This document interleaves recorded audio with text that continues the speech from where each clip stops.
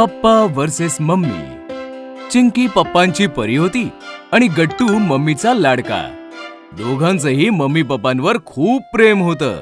पण निर्णय घेते वेळेस चिंकी पप्पांची साईड घ्यायची आणि गट्टू मम्मीच्या बाजूला उभा राहायचा. एके दिवशी दोघे हॉलमध्ये बसून गप्पा मारत होते. पप्पा जास्त पॉवरफुल आहेत की मम्मी? माझी मम्मी पप्पांपेक्षाही जास्त पॉवरफुल आहे. तेवढ्यात मम्मी तिकडे आली आणि गॅलरीमध्ये उभे असलेल्या पप्पांना ती आवाज देऊ लागली. अहो ऐकलत का? सिलेंडर संपलाय. स्टोर रूम मधनं सिलेंडर घेऊन या. हे ऐकताच चिंकी जोर जोरात हसू लागली. काय झालं चिंकी?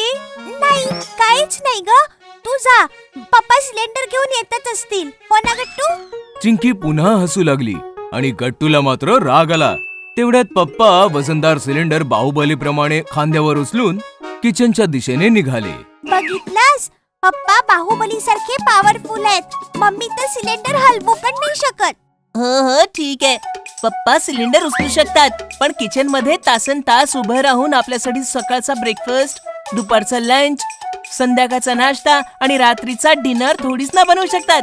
आई हातामध्ये झाडू पोता घेते ना, तेव्हा चुटकीसरशी घर साफ होतं. पप्पा खाली वागतात तेव्हा त्यांच्या कमरेत दुखू लागतं. मम्मी एवढी सगळी कामं पटापट करते, तरी तिची कंबर दुखत नाही. तर मग पप्पांपेक्षा जास्त पॉवरफुल मम्मीच आहे ना. हे ऐकताच चिंकीला राग आला. नाही, पप्पा पॉवरफुल आहेत. नाही मम्मी. नाही पप्पा. दोघांचं भांडण ऐकल्यावर पप्पा मम्मी हॉलमध्ये आले. गट्टू चिंकी का भांडताय तुम्ही दोघं?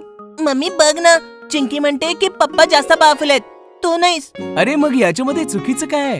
चिंकी अगदी बरोबर बोलते. मी तर आहेच पॉवरफुल. हे ऐकताच मम्मी हसत म्हणाली, असं आहे तर मी तुम्हाला चॅलेंज करते. मी जे करू शकते ते तुम्ही करू शकाल? येस, कम ऑन पप्पा, चॅलेंज एक्सेप्ट करा. हो का नाही?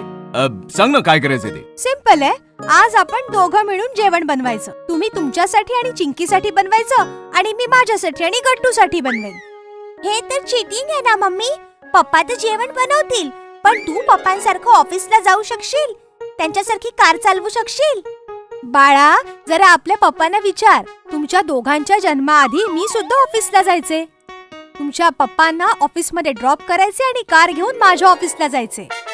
ते तर तुमच्या जन्मानंतर मला ऑफिस सोडावं लागलं. ठीक आहे, तर मग आम्हाला तुझं चॅलेंज मंजूर आहे. आता होईल महामुकाबला, मम्मी वर्सेस पप्पा. स्पर्धेला सुरुवात झाली.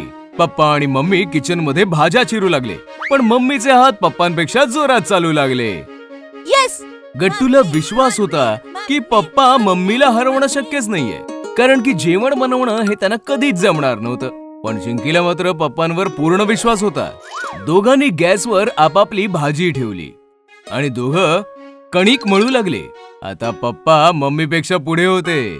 ताकद लावून कणिक मळत होते. येस, पप्पा पप्पा पप्पा, कम ऑन पप्पा. दोघांनी कणिक मळली आणि पोळ्या लाटू लागले. पप्पा पटापट पोळ्या लाटत होते आणि त्या गोलही बनत होत्या. सोबतच आईच्या पोळ्यांप्रमाणे गोल गोल फुग्यांसारख्या फुलत देखील होत्या. वा पप्पा, तुमचं हे टॅलेंट तर मला माहितीच नव्हतं. कुठून शिकलात तुम्ही पोळ्या करायला? कॉलेज लाईफ मध्ये बेटा, जेव्हा आम्ही सगळे बँगलोरला एका फ्लॅट मध्ये राहायचो, तेव्हा नेहमी मीच पोळ्या बनवायचो. पप्पा मम्मींनी मिळून जेवण बनवलं आणि महामुकाबला संपला. स्पर्धा समाप्त झाली आणि कमालीची गोष्ट तर ही आहे, दोन्ही स्पर्धक या परीक्षेमध्ये यशस्वी झाले. आता वेळ झाली रिझल्टची. मग काय, गट्टू चिंकी डायनिंग टेबलावर बसले. पप्पांनी चिंकीला जेवण वाढलं आणि मम्मीने गट्टूला. दोघांनी एक एक घास घेतला आणि जेवायला सुरुवात केली. वा मम्मी, आज तर जास्तच चविष्ट जेवण बनवलेस तू. खूप मजा आली मला. पण बिचारी चिंकी, पहिला घास घेताच ती बिचारी जोर जोरात खोकू लागली होती. तिच्या डोळ्यातून आणि नाकातून पाणी वाहू लागलं होतं. तिने विचित्रच तोंड बनवलं आणि पाणी पिऊ लागली. काय झालं? जेवण व्यवस्थित नाही बनले का? पोळ्या तर ठीक आहेत, पण भाजी, तिखट आणि मीठ खूप जास्त आहे. तोंड पोळलं माझं. हे ऐकताच नाराज झालेल्या पप्पांनी आईकडे पाहिलं. मम्मी समजली आणि पटकन पप्पांनी बनवलेली भाजी उचलून ती किचन मध्ये पळाली. थोड्या वेळानंतर आई भाजी घेऊन परत आली आणि तिने ती भाजी चिंकीला वाढली. आता खाऊन बघ. चिंकीने एक घास खाल्ला आणि ती चमकलीच. वा मम्मी, सगळा तिखटपणा गायब झाला आणि मीठही बेताच आहे. तू असं काय केलंस? काही नाही, थोडंसं पाणी आणि चिंच घालून भाजी पुन्हा शिजवली आहे. हे ऐकताच पप्पा हसत हसत म्हणाले, पाहिलंस का मम्मीचं टॅलेंट?